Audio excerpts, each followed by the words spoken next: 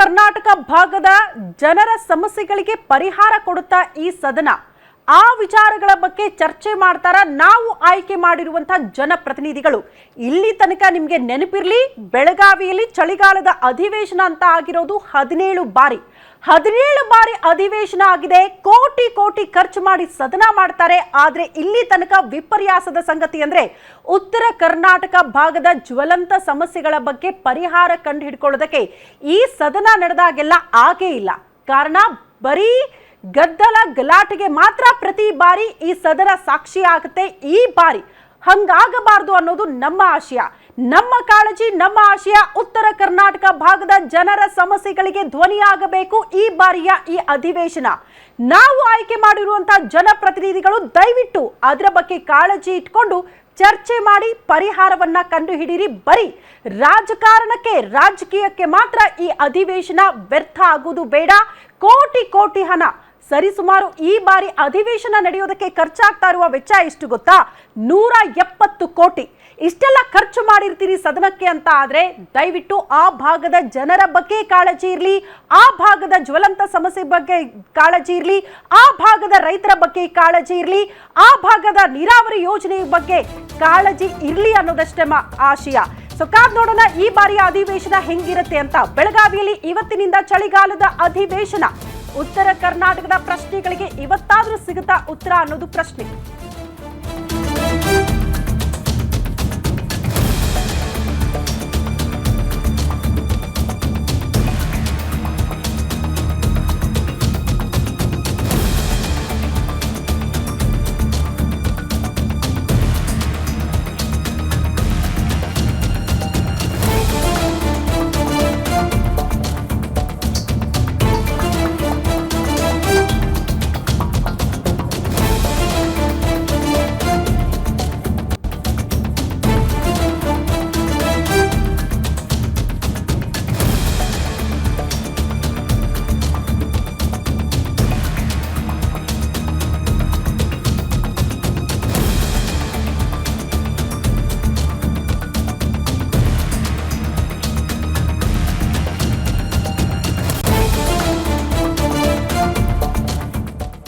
ಬೆಳಗಾವಿಯಲ್ಲಿ ಇವತ್ತಿನಿಂದ ಚಳಿಗಾಲದ ಅಧಿವೇಶನ ಪ್ರಾರಂಭ ಆಗ್ತಾ ಇದೆ.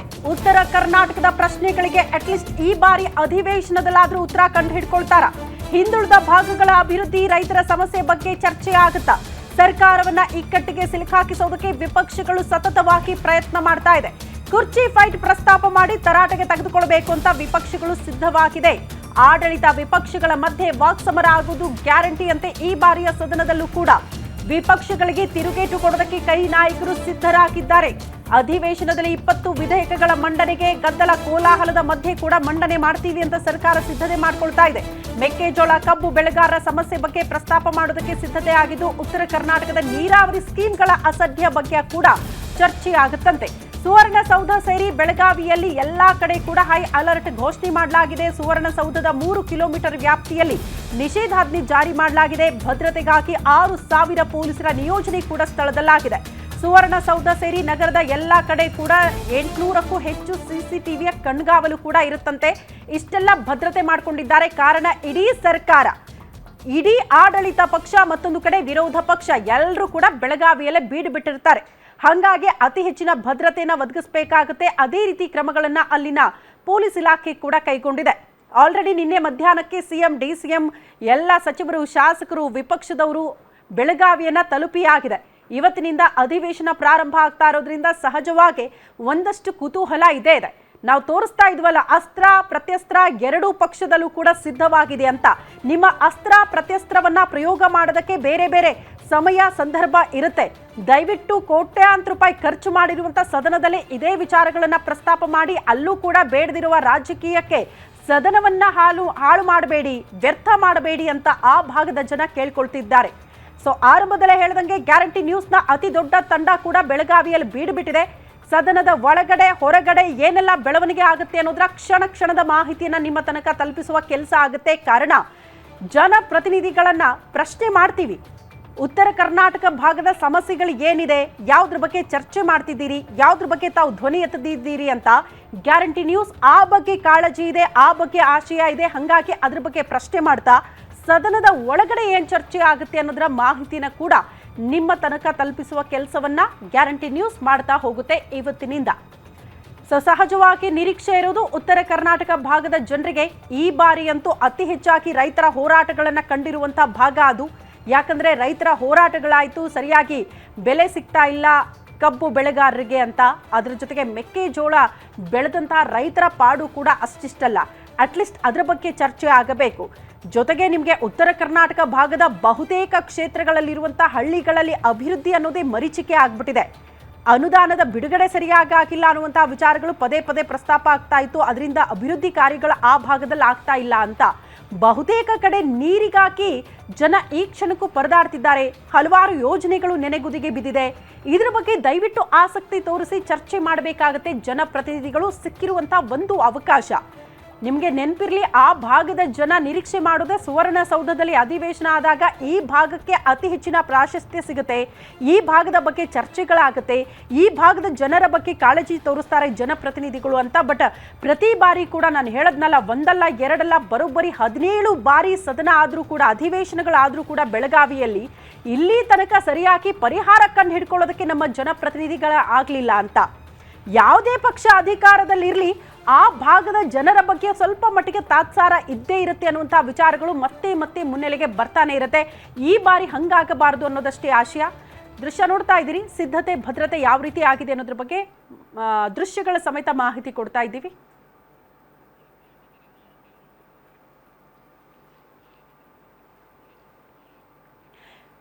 ಈ ಬಗ್ಗೆ ಮತ್ತಷ್ಟು ಡೀಟೇಲ್ಸ್ ಅನ್ನ ಪಡ್ಕೊಳ್ಳೋಣ. Political bureau head Maruti Pavagada ಬೆಳಗಾವಿಯಿಂದಲೇ ನೇರ ಸಂಪರ್ಕದಲ್ಲಿ ಜಾಯಿನ್ ಆಗ್ತಿದ್ದಾರೆ. ನಾನು ಆರಂಭದಲ್ಲೇ ಹೇಳಿದಂಗೆ ಗ್ಯಾರಂಟಿ ನ್ಯೂಸ್ನ ಅತಿ ದೊಡ್ಡ ತಂಡ ಬೆಳಗಾವಿಯಲ್ಲಿ ಬೀಡು ಬಿಟ್ಟಿದೆ. ಪ್ರತಿಕ್ಷಣದ ಮಾಹಿತಿನ ಕೊಡೋದಕ್ಕೆ ನಮ್ಮ political bureau head Maruti Pavagada ಕೂಡ ನೋಡಿ ಸುವರ್ಣಸೌಧದ ಮುಂಭಾಗದಿಂದಲೇ ನೇರ ಸಂಪರ್ಕದಲ್ಲಿ ಜಾಯಿನ್ ಆಗ್ತಿದ್ದಾರೆ. ಮಾರುತಿ, ಇವತ್ತಿನಿಂದ ಅಧಿವೇಶನ ಪ್ರಾರಂಭ ಆಗುತ್ತೆ. ಇಲ್ಲಿ ತನಕ 17 ಅಧಿವೇಶನಗಳು ನಡೆದು ಹೋಗಿದೆ ಬೆಳಗಾವಿಯಲ್ಲಿ.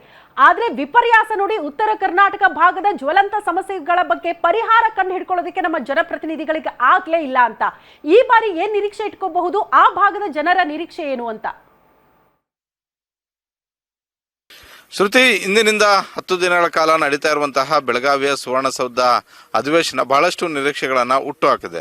ಪ್ರತಿ ಬಾರಿನೂ ಬೆಳಗಾವಿಯ ಅಧಿವೇಶನ ಆರಂಭ ಆಗೋದಕ್ಕೂ ಮೊದಲು ವಿಪಕ್ಷಗಳು ಮತ್ತೆ ಆಡಳಿತ ಪಕ್ಷ ಜಪ ಮಾಡುವಂತದ್ದು ಉತ್ತರ ಕರ್ನಾಟಕ ಭಾಗದ ಅಭಿವೃದ್ಧಿ ವಿಚಾರಗಳ ಬಗ್ಗೆ ಹೆಚ್ಚು ಚರ್ಚೆ ಮಾಡಬೇಕು. ಹೀಗಾಗಿ ಯಾವುದೇ ರಾಜಕೀಯ ಚರ್ಚೆಗಳು ಆಗದೆ ಇರುವಂತಹ ರೀತಿಯಲ್ಲಿ ಈ ಬಾರಿ ವಿಶೇಷವಾಗಿ ಅಧಿವೇಶನ ನಡೆಸಬೇಕು ಅನ್ನುವಂತಹ ಹೇಳಿಕೆಗಳನ್ನ ಕೊಡ್ತಾರೆ. ಅದೇ ರೀತಿ ಸಭಾಪತಿಗಳಾಗಿರ್ಬೋದು, ಸ್ಪೀಕರ್ ಆಗಿರ್ಬೋದು, ಶಾಸಕರಿಗೆ ಇದನ್ನೇ ಹೇಳ್ತಲೇ ಬಂದಿದ್ದಾರೆ. ಆದ್ರೆ ಇಷ್ಟು ಸುಮಾರು 13 ಅಧಿವೇಶನಗಳನ್ನ ಈಗಾಗಲೇ ಬೆಳಗಾವಿಯ ಸುವರ್ಣಸೌಧ ಕಂಡಿದೆ.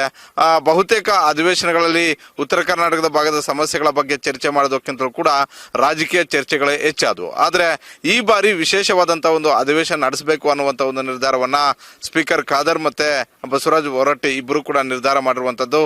ಹೀಗಾಗಿ ಸದನ ಆರಂಭ ಆಗೋದಕ್ಕೂ ಮೊದಲು ನಿನ್ನೆ ಹೇಳಿದ್ದಾರೆ, ರಾಜಕೀಯ ಬದಿಗೊತ್ತಿ ಉತ್ತರ ಕರ್ನಾಟಕ ಅಭಿವೃದ್ಧಿಯ ವಿಚಾರಗಳ ಬಗ್ಗೆ ಚರ್ಚೆ ಆಗಬೇಕು ಅಂತ. ಆದ್ರೆ ಮೊದಲನೇ 3 ದಿನ ಉತ್ತರ ಕರ್ನಾಟಕ ಅಭಿವೃದ್ಧಿಗಳ ಬಗ್ಗೆ ಹೆಚ್ಚು ಚರ್ಚೆ ಮಾಡಬೇಕು ಅನ್ನುವಂತ ಒಂದು ನಿರ್ಧಾರವನ್ನ ಈಗಾಗಲೇ 3 ಪಕ್ಷಗಳು ಕೂಡ ಮಾಡಿದವೆ. ರಾಜಕೀಯ ಚರ್ಚೆಗಳು ಏನೇ ಇದ್ರೂ ಕೂಡ 2ನೇ ವಾರದಲ್ಲಿ, ಅಂದ್ರೆ ಮುಂದಿನ ವಾರ ಇಟ್ಕೊಳ್ಳೋಣ ಅನ್ನುವಂತ ಒಂದು ರೀತಿಯಲ್ಲಿ ವಿಪಕ್ಷಗಳು ಕೂಡ ಯೋಚನೆಯನ್ನ ಮಾಡ್ತಾ ಇರುವಂತದ್ದು. ಆದ್ರೆ ಈ ಬಾರಿ ಆಡಳಿತ ಪಕ್ಷವಾದಂತಹ ಕಾಂಗ್ರೆಸ್ಗೆ ಈ ಬಾರಿಯ ಅಧಿವೇಶನ ಅಷ್ಟು ಸುಲಭ ಇಲ್ಲ. ಯಾಕಂತ ಹೇಳಿದ್ರೆ ಕಳೆದ 15 ದಿನಗಳ ಹಿಂದೆ ಅಷ್ಟೇ ಮೆಕ್ಕೆಜೋಳ ಮತ್ತೆ ಕಬ್ಬಿಗೆ ಸಂಬಂಧಪಟ್ಟಂತೆ ಬೆಳಗಾವಿ ಆಗಿರ್ಬೋದು, ಬೀದರ್ ಆಗಿರ್ಬೋದು, ಬಿಜಾಪುರ ಆಗಿರ್ಬೋದು, ಬಾಗಲಕೋಟೆಯಲ್ಲಿ ದೊಡ್ಡ ಮಟ್ಟದ ಪ್ರತಿಭಟನೆಗಳು ಆಗಿದ್ದಾವೆ. 1 ಟನ್ ಕಬ್ಬಿಗೆ 3,500 ರೂಪಾಯಿಯನ್ನ ನಿಗದಿ ಮಾಡಿ ಅನ್ನುವಂತ ಒಂದು ಒತ್ತಾಯವನ್ನ ಈ ಭಾಗದ ರೈತರು ಮಾಡಿದ್ರು. ಆದ್ರೆ ಅದನ್ನ ಅಧಿಕೃತವಾಗಿ ಮಾಡಿದ್ರು ಕೂಡ ಇನ್ನೂ ನಮ್ಮ ಕೈ ಸೇರಿಲ್ಲ ಅನ್ನುವಂತ ಒಂದು ಆಕ್ರೋಶ ಮತ್ತೆ ಅಸಮಾಧಾನ ಈ ಭಾಗದ ರೈತರಲ್ಲಿದೆ. ಇನ್ನು ಮೆಕ್ಕೆಜೋಳದ ವಿಚಾರ ಇನ್ನೂ ಕೂಡ ಯಾವುದೇ ಒಂದು ಸ್ಪಷ್ಟ ನಿರ್ಧಾರ ಕಾಂಗ್ರೆಸ್ ಸರ್ಕಾರ ಮಾಡಿಲ್ಲ ಅನ್ನುವಂತ ಒಂದು ಆಕ್ಷೇಪ ಮತ್ತೆ ಅಸಮಾಧಾನವನ್ನ ರೈತರು ವ್ಯಕ್ತಪಡಿಸ್ತಾ ಇದ್ದಾರೆ. ನಾಳೆ ದೊಡ್ಡ ಮಟ್ಟದ ರೈತರ ಪ್ರತಿಭಟನೆಗೆ ಕರೆ ಕೊಟ್ಟಿದ್ದಾರೆ. ಈ ಒಂದು ಪ್ರತಿಭಟನೆಗೆ ಬಿಜೆಪಿ ಮತ್ತು ಜೆಡಿಎಸ್ ಸಂಪೂರ್ಣ ಸಹಕಾರವನ್ನ, ಸಂಪೂರ್ಣ ಸಪೋರ್ಟ್ ಅನ್ನ ಘೋಷಣೆ ಮಾಡಿದ್ದಾರೆ. ನಾಳೆ ಅಧಿಕೃತವಾಗಿ ರೈತರ ಜೊತೆ ಆರ್ ಅಶೋಕ್ ಹಾಗೂ ವಿಜೇಂದ್ರ ಸೇರಿದಂತೆ ಬಿಜೆಪಿ ಎಲ್ಲಾ ಶಾಸಕರು ಮತ್ತೆ ವಿಧಾನ ಪರಿಷತ್ ಸದಸ್ಯರು ಇರ್ತಾರೆ. ಅದೇ ರೀತಿ ಜೆಡಿಎಸ್ ನ ಶಾಸಕರು ಮತ್ತೆ ವಿಧಾನ ಪರಿಷತ್ನ ಸದಸ್ಯರು ಕೂಡ ಇರ್ತಾರೆ. ಹೀಗಾಗಿ ಒಂದು ಕಡೆ ರೈತರ ಜೊತೆ ನಾವಿದ್ದೀವಿ ಅನ್ನುವಂತ ಒಂದು ಸಂದೇಶವನ್ನು ರವಾನೆ ಮಾಡುವಂತದ್ದು.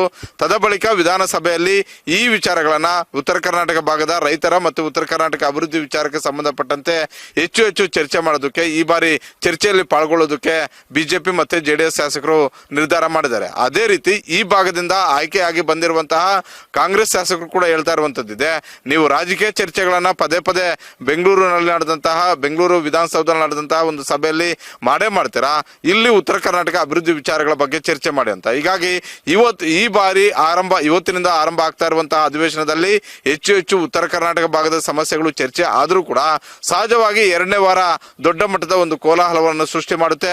ಅದರಲ್ಲೂ ಸರ್ಕಾರದ ವಿರುದ್ಧ ಕೇಳಿಬಂದಿರುವಂತಹ ಹಲವು ಭ್ರಷ್ಟಾಚಾರದ ಆರೋಪಗಳಾಗಿರ್ಬೋದು, ಅದೇ ರೀತಿ ರೈತರಿಗೆ ನೆರೆ ಬಂದಾಗ ಪರಿಹಾರವನ್ನು ಕೊಡದೇ ಇರುವಂತದ್ದು, ಬೆಳೆಗೆ ಸಿಗದೇ ಇರುವಂತಹ ಬೆಂಬಲ ಬೆಲೆ ಆಗಿರ್ಬೋದು, ಈ ವಿಚಾರಗಳನ್ನ ಹೆಚ್ಚು ಪ್ರಸ್ತಾಪ ಮಾಡಿ ಸರ್ಕಾರವನ್ನ ಇಕ್ಕಟ್ಟಿಗೆ ಸಿಲುಕಿಸಬೇಕು ಅನ್ನುವಂತ ಒಂದು ನಿರ್ಧಾರವನ್ನ ಮಾಡಿದ್ದಾರೆ. ಜೊತೆಗೆ ಈ ಬಾರಿ ಸಿದ್ದರಾಮಯ್ಯ ಮತ್ತು ಡಿ.ಕೆ. ಶಿವಕುಮಾರ್ ಸೇರಿದಂತೆ ಇಡೀ ಕಾಂಗ್ರೆಸ್ ಸರ್ಕಾರಕ್ಕೆ ಇರುವಂತಹ ಒಂದು ಆತಂಕ ಏನು ಅಂತ ಹೇಳಿದ್ರೆ, ನಾಯಕತ್ವ ವಿಚಾರದಲ್ಲಿ ಪದೇ ಚರ್ಚೆ ಆಗ್ತಿರೋದ್ರಿಂದ, ಕಾಂಗ್ರೆಸ್ ಪಕ್ಷದಲ್ಲೇ ಹೆಚ್ಚು ಚರ್ಚೆ ಆಗ್ತಿರೋದ್ರಿಂದ ಇದನ್ನ ಸಹಜವಾಗಿ ವಿಪಕ್ಷಗಳು ಕೂಡ ಸದನದಲ್ಲಿ ಆಡಳಿತದ ಮೇಲೆ ಯಾವ ರೀತಿಯಾದಂತಹ ಒಂದು ಪರಿಣಾಮಗಳನ್ನ ಬೀರ್ತಾ ಇದಾವೆ, ನಿಮ್ಮ ಸರ್ಕಾರದಲ್ಲಿ ಯಾವ ರೀತಿಯಾದಂತಹ ಒಂದು ಎಡವಟ್ಟುಗಳು ಆಗ್ತಾ ಇದಾವೆ, ಇದನ್ನ ಪ್ರಸ್ತಾಪವನ್ನ ಮಾಡೋದ್ರ ಮೂಲಕ ಸಿದ್ದರಾಮಯ್ಯ ಮತ್ತೆ ಡಿ.ಕೆ. ಶಿವಕುಮಾರ್ ಇಬ್ಬರನ್ನು ಕೂಡ ಸದನದಲ್ಲಿ ಇಕ್ಕಟ್ಟಿಗೆ ಸಿಲುಕಿಸಬೇಕು ಅನ್ನುವಂಥದ್ದು. ಮತ್ತೊಂದು ಕಡೆ ಸಿದ್ದರಾಮಯ್ಯ ಮತ್ತೆ ಡಿ.ಕೆ. ಶಿವಕುಮಾರ್ ಅವ್ರಿಗೆ ಅಷ್ಟೇ ಸಮಸ್ಯೆ ಇರೋದೇನು ಅಂತ ಹೇಳಿದ್ರೆ, ಕಾಂಗ್ರೆಸ್ನ ಶಾಸಕರು ಬಣದಲ್ಲಿ ಗುರುತಿಸಿಕೊಂಡಿರುವಂತಹ ಒಂದು ಶಾಸಕರು ತಮ್ಮ ಹೇಳಿಕೆಗಳಿಂದ ವಿಪಕ್ಷಗಳಿಗೆ ಯಾವೆಲ್ಲ ಅಸ್ತ್ರಗಳನ್ನ ಕೊಡ್ತಾರೆ ಅನ್ನುವಂಥ ಒಂದು ಆತಂಕವೂ ಕೂಡ ಇದೆ. ಹೀಗಾಗಿ ಬಹಳಷ್ಟು ನಿರೀಕ್ಷೆಗಳನ್ನ ಹುಟ್ಟು ಹಾಕಿರುವಂತಹ ಈ ಬಾರಿಯ ಬೆಳಗಾವಿಯ ಅಧಿವೇಶನದಲ್ಲಿ ಮತ್ತೊಂದು ರಾಜಕೀಯ ಚರ್ಚೆಗೆ ವೇದಿಕೆ ಆಗುತ್ತಾ, ಇಲ್ಲ ಈ ಭಾಗದಲ್ಲಿರುವಂತಹ ಹಲವು ಅಭಿವೃದ್ಧಿಯ ವಿಚಾರಗಳಾಗಿರ್ಬೋದು, ಉತ್ತರ ಕರ್ನಾಟಕ ಅಭಿವೃದ್ಧಿಯ ವಿಚಾರ, ರೈತರ ಸಮಸ್ಯೆಗಳು, ಈ ಜೊತೆಗೆ MES ಪುಂಡಾಟಿಕೆ ಪದೇ MES ಅವರು ಬೆಳಗಾವಿಯಲ್ಲಿ ಅಧಿವೇಶನ ಶುರುವಾದಾಗ ದೊಡ್ಡ ಮಟ್ಟದ ಒಂದು ಪ್ರತಿಭಟನೆಯನ್ನು ಮಾಡ್ತಾರೆ, ಇವತ್ತು ಕೂಡ ಮಾಡ್ತಾ ಇದ್ದಾರೆ. ಇವೆಲ್ಲದಕ್ಕೂ ಕೂಡ ಪರಿಹಾರವನ್ನ ಕಂಡುಕೊಳ್ಳುವಂತಹ ಒಂದು ವೇದಿಕೆ ಆಗುತ್ತಾ ಅನ್ನುವಂಥದ್ದನ್ನ ಕಾದು ನೋಡಬೇಕಾಗಿದೆ. ಶ್ರುತಿ. ಓಕೆ ಮಾರುತಿ, ಧನ್ಯವಾದಗಳು ತಮ್ಮೆಲ್ಲ ಮಾಹಿತಿಗೆ. ಕಾದ್ ನೋಡಲೇಬೇಕು. ಇವತ್ತು ಅಧಿವೇಶನದ ಮೊದಲ ದಿನ, ಇವತ್ತು ಅಷ್ಟರ ಮಟ್ಟಿಗೆ ಚರ್ಚೆಗಳು ಕಾವೇರದಿದ್ರೂ ಕೂಡ ನಾಳೆಯಿಂದ ಮೋಸ್ಟ್ಲಿ ಅಧಿವೇಶನ ಕಾವೇರಬಹುದು ಅಂತ. ಸೊ ಆರಂಭದಲ್ಲೇ ಹೇಳ್ದಂಗೆ ಈ ರಾಜಕೀಯ ಮಾಡೋದು ಅಥವಾ ಅಸ್ತ್ರ ಪ್ರತ್ಯಸ್ತ್ರ ಪ್ರಯೋಗ ಅಂತ ಹೇಳ್ತಾ ಇದ್ದೀವಲ್ಲ, ಇದನ್ನೆಲ್ಲ ಮಾಡೋದಕ್ಕೆ ಬೇರೆ ಸಮಯ ಇದೆ. ಬಟ್ ದಯವಿಟ್ಟು ಈ ಬಾರಿಯ ಅಧಿವೇಶನದಲ್ಲಿ ಆ ಭಾಗದ ಸಮಸ್ಯೆಗಳ ಬಗ್ಗೆ ಚರ್ಚೆ ಆಗಬೇಕು ಅಂತ.